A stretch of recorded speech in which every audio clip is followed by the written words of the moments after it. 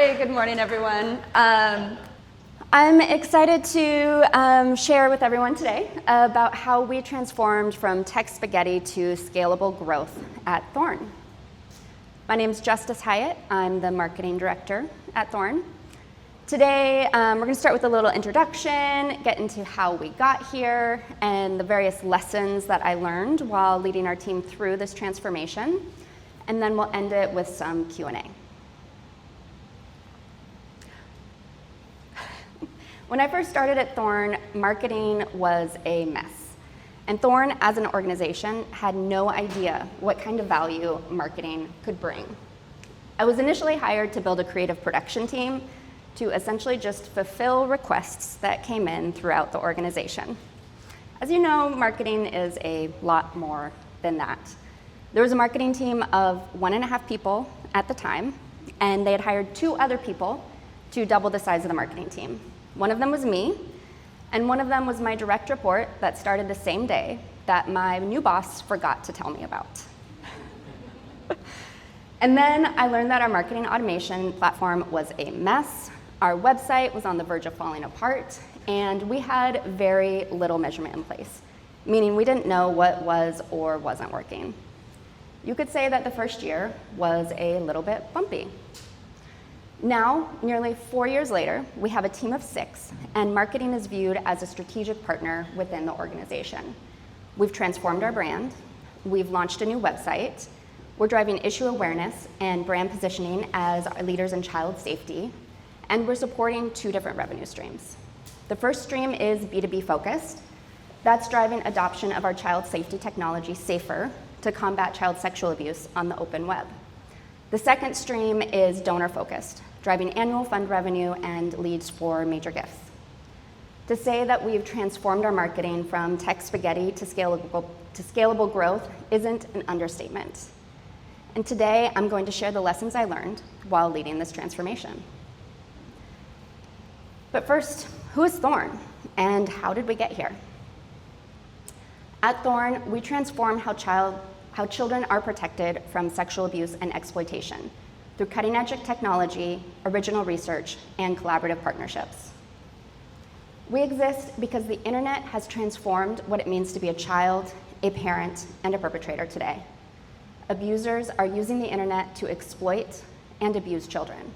This takes the form of grooming, sextortion, and the sharing of child sexual abuse imagery and videos. This problem has grown exponentially since we've entered the digital era. In 2023, over 104 million images and videos of suspected child sexual abuse were reported in the United States. 20 years ago, that number was 450,000. At Thorn, we're working to transform child protection by creating safer online environments and making the internet an unwelcoming place for abuse. The trauma for survivors continues as their images and videos are shared online again and again and again. We equip tech platforms with novel tools, insights, and connections to halt the dissemination of this abusive content and prevent re-victimization. Our technology, Safer, empowers tech platforms to detect, review, and report child sexual abuse at scale. And since harm often starts in online conversations, we recently launched a child sexual abuse text classifier to help identify these harmful conversations. We also provide consulting services to tech companies, helping them understand their role in defending children on their platform. We also help reduce the time it takes for investigators to find child victims and remove them from harm. When evidence of a child's sexual abuse hits the internet, our solutions drastically reduce the time it takes to find the child victims. Our tools directly connect investigators and NGOs with critical information to find these children and remove them from harm. We also empower the broader child protection ecosystem with original research. With abusers taking advantage of technology to exploit children, we conduct original research that understand the experiences that youth are having on these platforms, so we can create tools and programs to better equip the child protection community. Take a quick drink. So I joined Thorn in 2021. This was 2 years after we received a TED Audacious grant. And our CEO took the stage at TED with a TED Talk about how to eliminate child sexual abuse from the internet.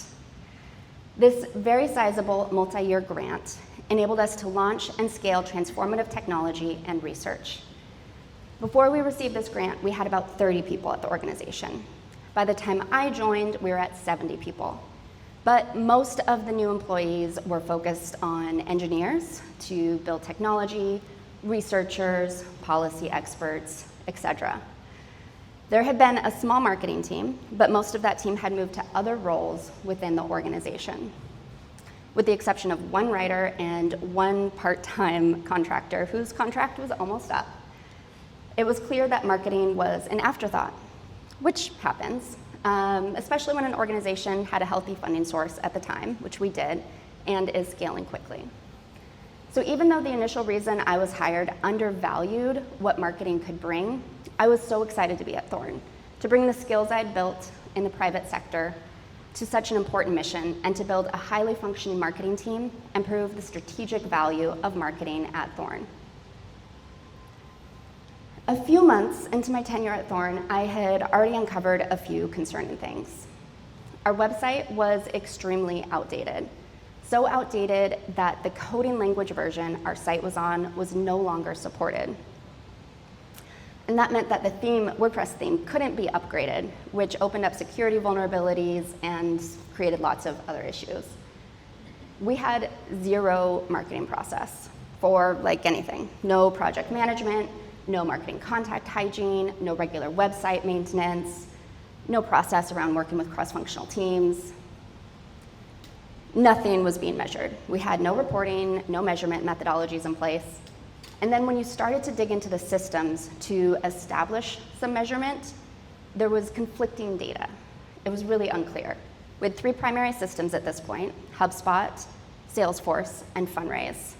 It seemed like there were some issues around the data integrations between these platforms. It was clear that some cleanup needed to happen, but I didn't quite know everything that was going on. I needed to fully understand the problem. Which brings me to the first lesson: understand the problem. So if we had started with just fixing one thing, we would have been constantly uncovering problem after problem. So yes, while we had to do some immediate fixes, I needed to take a step back and really scope this out. This is when I first reached out to CauseMic. I brought them in to do an assessment of our tech stack and our reporting methodologies. Our initial concerns, or my initial ask, was some recommendations around improving the health and performance of Thorn.org and our parent resource site, Thorn for Parents. I wanted to get an SEO analysis and keyword recommendations. I wanted recommendations on steps to improve the data integration between Salesforce, HubSpot, and Fundraise, and then to improve our use of HubSpot generally as an organization. I knew that we had this really powerful platform, but I didn't quite understand everything we could do with it with where we were at in our maturity at the time. And then a measurement strategy for Thorn.org and Thorn for Parents, as well as steps to ensure proper tracking of our website traffic and our conversions. So we started out with creating marketing user stories. This was a way to understand all the things. I just saw Matt's eyes light up. Like, oh, I remember this. So this was understanding what kind of functionality did we need out of our email automation, out of our segmentation, what did our cookie policies need to be, our data integrations, our reporting, and more. So a few examples of these user stories. I needed the site to be GDPR compliant for EU visitors, but I didn't want to apply GDPR to US visitors. I wanted to cookie everybody I could. I wanted to create dynamic email segments based on on-site and email behavior. I wanted to create dynamic content within email based on donor activity or status, such as varying content between our recurring monthly donors and our one-time donors. And then we also needed the ability for a major gift officer to update a contact in Salesforce, such as identifying someone as a new major donor, or a segment to be updated based on someone's donation activity. Say they just signed up to be a recurring monthly donor, and then have our lists dynamically updated in as close to real time as possible. So next, we move to identifying and filling the gaps. To be honest, the list of fixes that we needed was really overwhelming. I had to take a little bit of time just to process that delivery.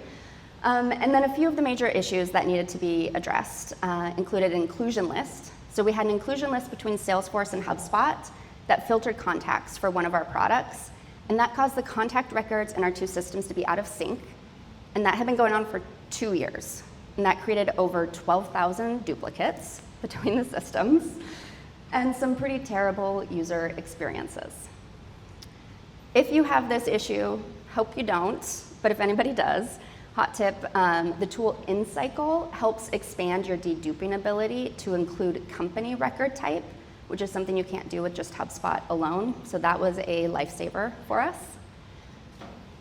The second one was we had no marketing contact hygiene, and that was really hurting our deliverability. We were requiring opt-in to cookies, and I think this happened from the intention of the site being GDPR compliant, but we required opt-in from every single visitor, including those in the US. And so that meant we couldn't effectively attribute revenue or delivered personalized experiences at scale. And then lastly, our visual identity, essentially the core of our brand, didn't meet digital accessibility standards. Not only is it ethically important to have a digitally accessible website, this opened us up for potential lawsuits and was just a poor reflection on our brand. So these are just 4 of the issues from a list of about 20 pretty major issues. The TLDR is that we had some pretty big barriers to doing modern marketing. And until we worked through all of these issues, it would be impossible to fully scale our marketing. Which brought us to lesson number 2, prioritize. As the old adage goes, how do you eat an elephant? 1 bite at a time. So we started out with prioritizing. We had 2 different views that we used. First was using CauseMic's impact versus effort framework, looking at impact and effort on an XY axis. If a project is high impact and low effort, this is low-hanging fruit. Do this right away. If it's high impact, high effort, this is a pretty complex project, but it's really meaningful. You should definitely put this on your priority list. Low impact, low effort, lower priority.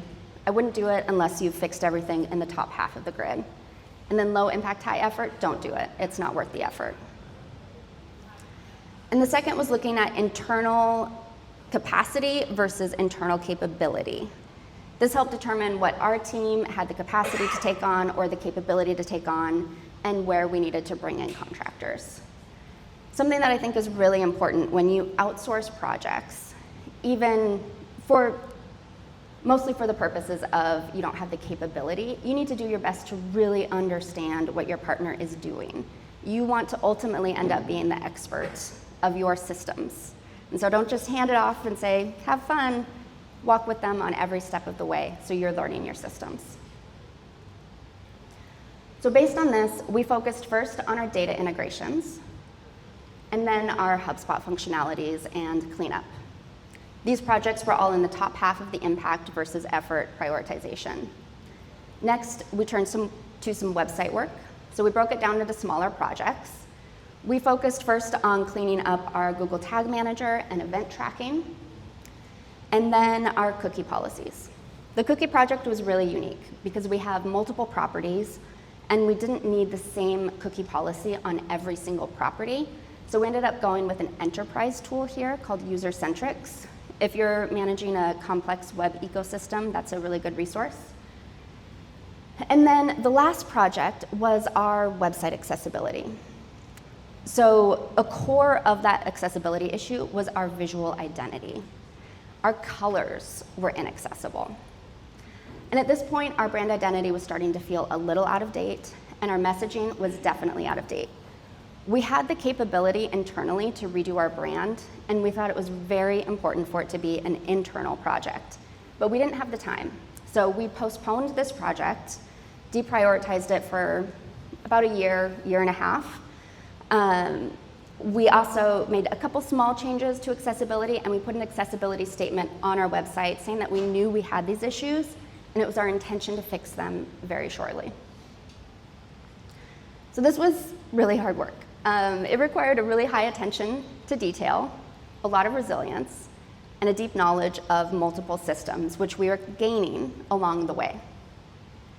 It took us just over a year to get through the bulk of these fixes and getting to the point where we could accurately report on revenue, where we could begin to use behavior-based automation and personalization at scale, and begin to measure performance of our marketing activities. We still had some work ahead of us, particularly in setting up lead flow and a big brand overhaul, but we had come really far.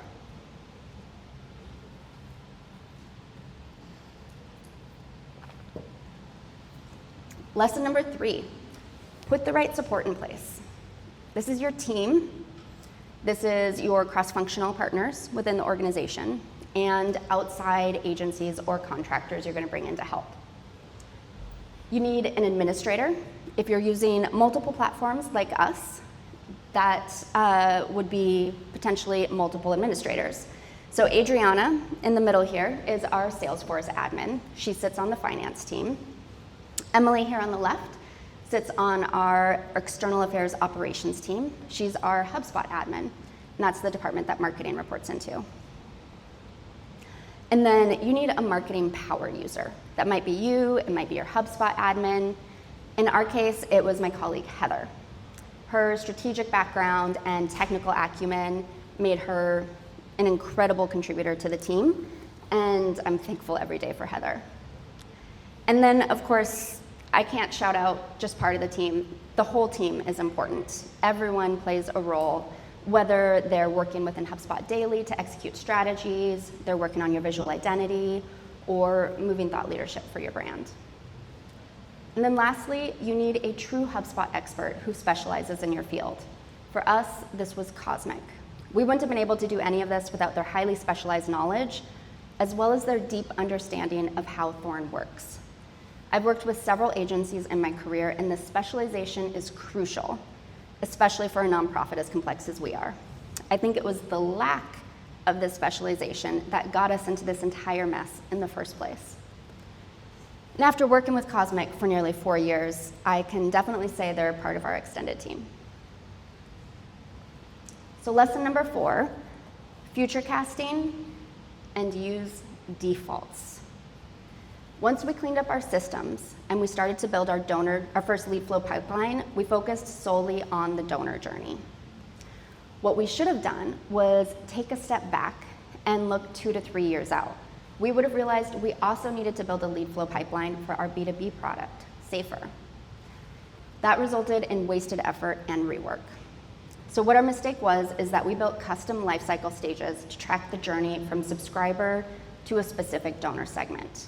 We overrode the standard HubSpot lifecycle stages to create these custom stages. If we had taken a more holistic approach, we would have realized that creating these custom lifecycle stages rendered the standard lifecycle stages completely unusable. So this meant that we couldn't use the rich lifecycle stage reports that come with the use of the default lifecycle stages. And then once you put one custom lifecycle stage journey into place, you can't have multiple pipelines within HubSpot. Looks like some people are familiar with this. So last year, we reverted back to the standard HubSpot lifecycle stages. And now we have 2 pipelines. And those pipelines are integrated between HubSpot, Salesforce, and Fundraise, and within a multitude of people processes. So this first lead flow is for Safer. That's our child safety technology. We're targeting a trust and safety audience here. Trust and safety professionals are the team at tech platforms who are responsible for content moderation and keeping their users safe. If a platform is going to address online child sexual abuse, these are the people to do this. They're typically underdogs. They're the good guys at tech platforms. So leads that come in are driven from growth marketing or content marketing, typically paid media or organic search. We nurture those leads until they reach a contact score where we would consider them an MQL. And then if someone fills out a contact sales form, they're automatically an MQL because they have interest in speaking to sales. Once they hit an MQL, that syncs into Salesforce as a new lead. At this point, a seller then qualifies or disqualifies a lead. They're meeting with the company to understand if they actually have a business need for Safer, if they have budget, who the decision makers are. Do they actually have a business need? And so now a qualified lead would then move into an opportunity and then down the sales funnel with all the different stages from prospecting, discovery, proposal, negotiation, ultimately to closed won or closed lost. So we've had this lead flow in place for over a year now, and we have initial benchmarks for each stage of the pipeline that we're now able to work to optimize. It seems simple, but it took a lot to get here. The other pipeline is for identifying major donor prospects. So this is a bit of an experiment on our end right now, and we're literally putting this into place right now. I think some of this we just turned on Friday. And it's actually two different lead flows, one that starts with an online donation and one that doesn't. So the non-donor lead flow typically begins with growth marketing or content marketing, webinars, content offers, remarketing, etc. Someone fills out a form, becomes a subscriber. We nurture these subscribers, and then we use contact scoring to elevate major donor prospects. So within contact scoring, we're looking at someone's engagement with our marketing activities, particularly the really high value marketing activities. So are they on our About Us page, our issue page, our Support Us page? Do they come to our webinars? Which marketing emails are they interacting with? We're also considering where someone lives. Do they live in a high income postal code? And if they have a recent donation on record, we consider that as well. So once someone reaches a certain contact score, or what we're calling a major donor prospect score, they're added to the donor segment of major donor prospect. And then we sync them into Salesforce as a new lead. At this point, we do wealth engine scoring and then move it to our major gifts team. A major gift officer reviews the lead, does some additional prospect research, and decides if they want to reach out to this person.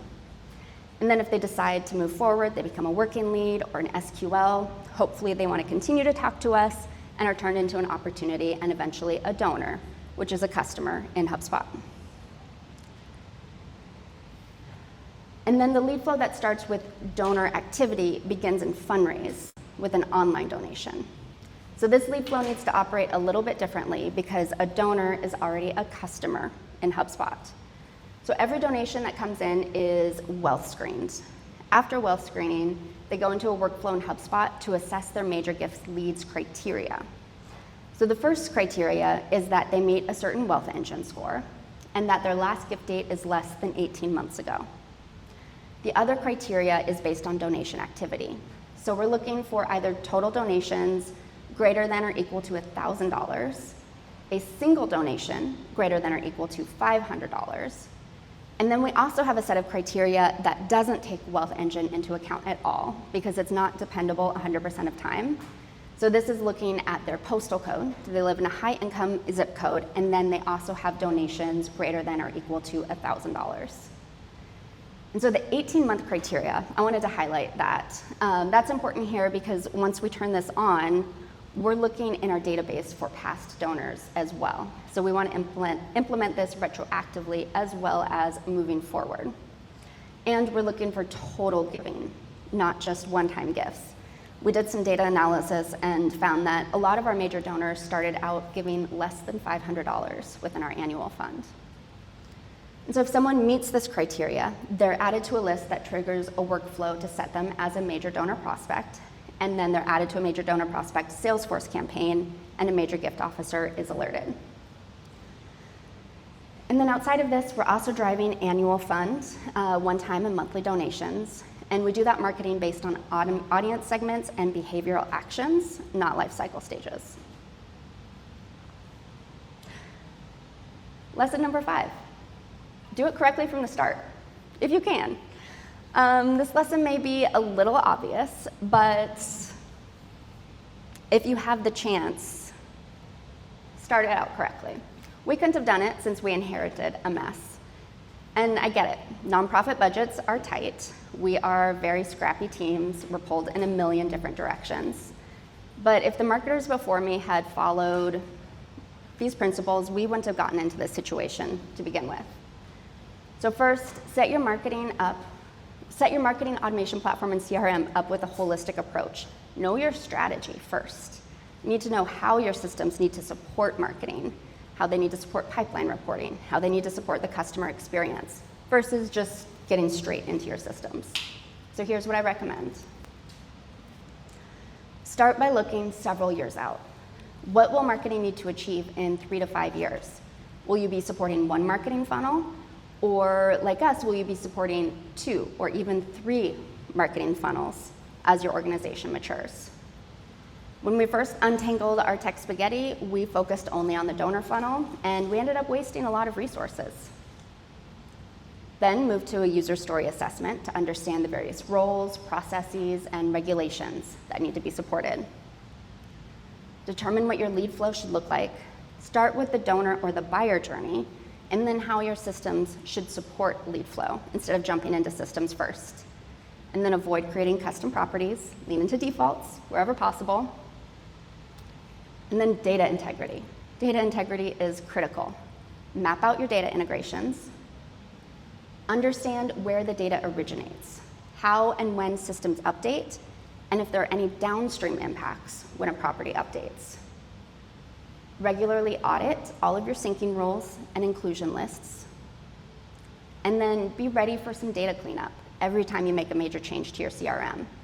It's not just implementing the change, but it's deciding if, when, and how to update existing records, or to just let the changes happen moving forward. And then figure out your source of truth. For which data, for which metrics? Are you using Google Analytics, HubSpot, Fundraise, Salesforce? For which reporting, for which metrics? Document everything. This is so much detail. It's not going to live in one head, and it should not live in one person's head. Teams after you, people who are on your team, they need to be able to go back and look at what you did and know why. We use Slab for our documentation. And then lastly, maintain good governance.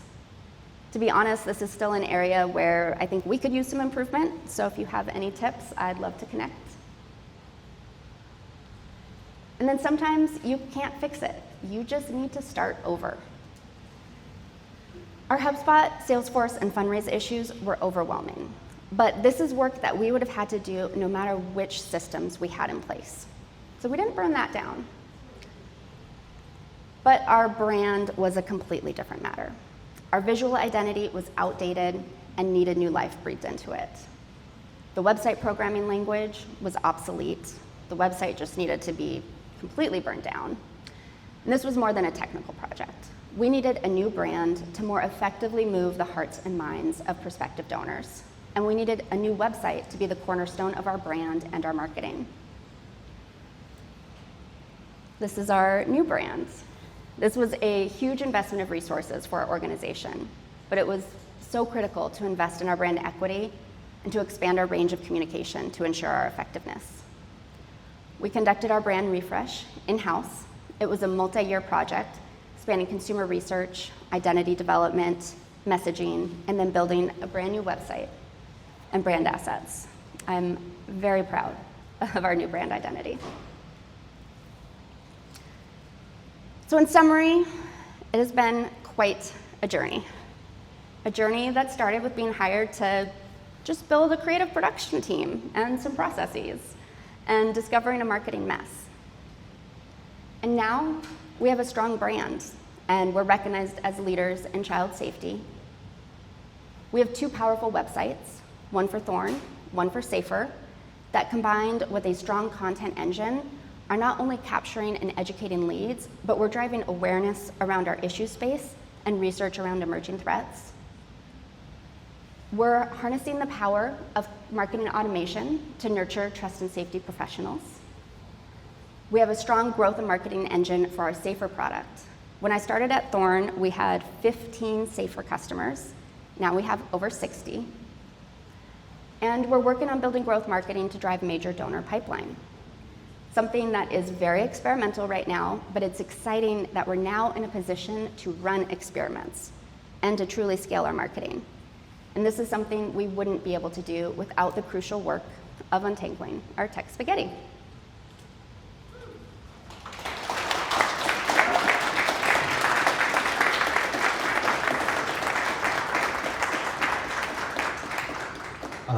Amazing, thank you.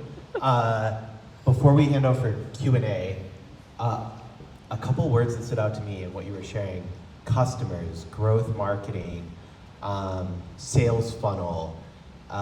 You were talking about stages of deals. This is a lot of for-profit language that you're applying at your nonprofit. Kicking it off with a question here is, how important is it for nonprofits to look to for-profit marketing and sales for inspiration? How has that played out for you at Thorn? So it's been essential for us, probably mostly because we have a B2B product, Safer, and we're working primarily with for-profit companies within that, and we need to follow a sales journey. We're really unique in being a nonprofit doing this B2B product, and so looking to for-profit for that whole process is super important. Yeah, I hope you all leave this not feeling like if you are only selling B2B products that you should be looking to for-profits for inspiration, because even the major donor pipeline that you referred to, right, and nurturing that lead and seeing how the donor journey, like, to me, so much of what you were talking about comes from for-profit marketing tactics.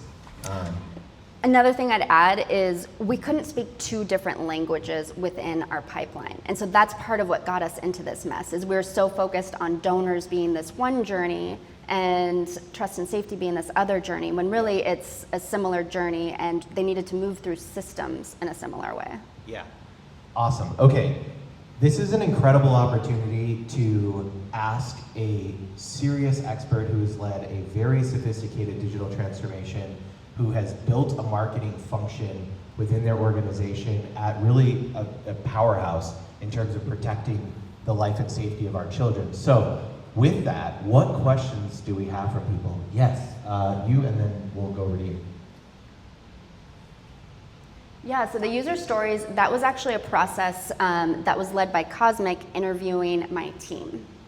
And it wasn't just my team, but it was also the donor team. It was our Salesforce admin, everyone who needed to be involved. And they came up with this big list. And then I essentially went in and made the decision of what we were going to prioritize or not within those user stories. And a lot of that came down to ranking it against our business objectives and marketing objectives at the time. Tomorrow we have a whole session on how to define those user stories and prioritize them against your requirements. So there's a plug to stay to come tomorrow. We're gonna go here and then I'll go back over here. Hi, yeah, I'm Larissa from Aero. My question is, why are you using Salesforce and whatever fundraises in addition to HubSpot? Yeah, so fundraise, well, HubSpot wouldn't satisfy the fundraise needs, so we need something to capture donations. And Salesforce was in place at the time. And from experience at past companies, I knew I didn't want to completely destroy all the tech systems we had. That would have just made the problem way worse. And so I was working with the systems that we had in place at the time. I'm very familiar with that. So it was a journey to get the buy-in, and I started out slowly. So it was building that creative production team and the processes and delivering on what they initially wanted me to do, and then finding ways to add value, and then to show what marketing could do. So for example, we needed to sell our products. So a big part of our mission is we need tech platforms to be looking for child sexual abuse material. We can't do that without marketing. And then we couldn't do marketing without the systems in place.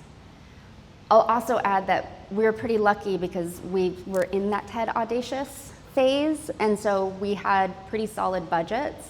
And so it was a much different conversation than if I would be going to my finance team right now and saying I needed to invest in this.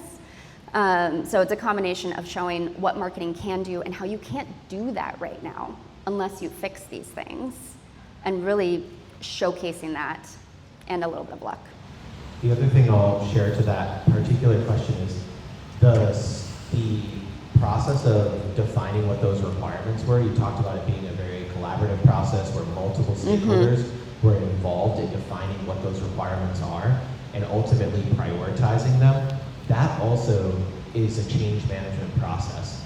It helps to bring different stakeholders along for them to be able to see, hey, these were the requirements for finance, for operations, for marketing, for fundraising, and even if your requirement is deprioritized against others, just being a part of that process really helps people feel like they understand the decision behind it, which is a huge part of the success of that kind of change management process.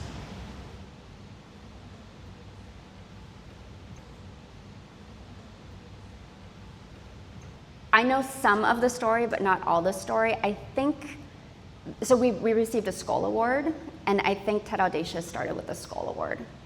And I don't quite know how the Skull Award started, but it was, I think, a ladder, essentially.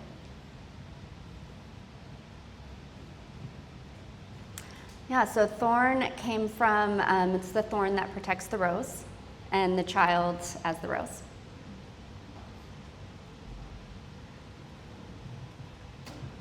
When we built the custom lifecycle stages, we were really excited about it. It felt like we were finally doing some fancy HubSpot, and we felt like big kids. And then we got to the point where we were building out our marketing function for Safer, and we were being asked to deliver how many MQLs did we have, how many SQLs did we have, what did the pipeline look like, and we couldn't answer any of those questions. And digging deeper into it, we couldn't build that lead flow because of those custom lifecycle stages. And so I guess there wasn't a ton of depth there once we understood like we had to just completely redo it and reset it up. We really started with the buyer journey first when getting into the custom lifecycle or into the default lifecycle stages, and mapping that journey to the journey in HubSpot and then to the journey in Salesforce. And one challenge is the different language between Salesforce and HubSpot. Like a lead in Salesforce is a MQL in HubSpot. And so we also made some mistakes along the way. Like our first measurement that we reported out to the rest of the business was MQLs. And that's not the language our sales team spoke, because our sales team is entirely in HubSpot. And so now we use leads, and we define it as Salesforce leads. And we had to kind of change kind of understanding across the organization. And so I think language, is something I'd focus on if you're dealing with that as well. Yeah, so Safer is a sub-brand of Thorn. We go out to market with Safer by Thorn. And we wanted to have a complete, so first we inherited the two website structures, but we have been thinking about combining them, and we decided to keep them separate because it's just such a completely different journey. We need to use very different language for the trust and safety audience than we do for our donor audience. So when we talk about our Safer product for the donor audience, we talk about the mission that this achieves. We're stopping re-victimization. We're helping find victims of child sexual abuse. For trust and safety professionals, they're mitigating risk and they're doing compliance work. Yes, there is some heart there, but that heart is not what's driving the business need. And so we just wanted that completely separate funnel for the messaging, for being able to retarget, to be able to just have that really fine-tuned machine on Safer. And then the rest of our audiences, which is actually several audiences we serve, go under our Thorn brand. Did that answer your question? Okay, thank you.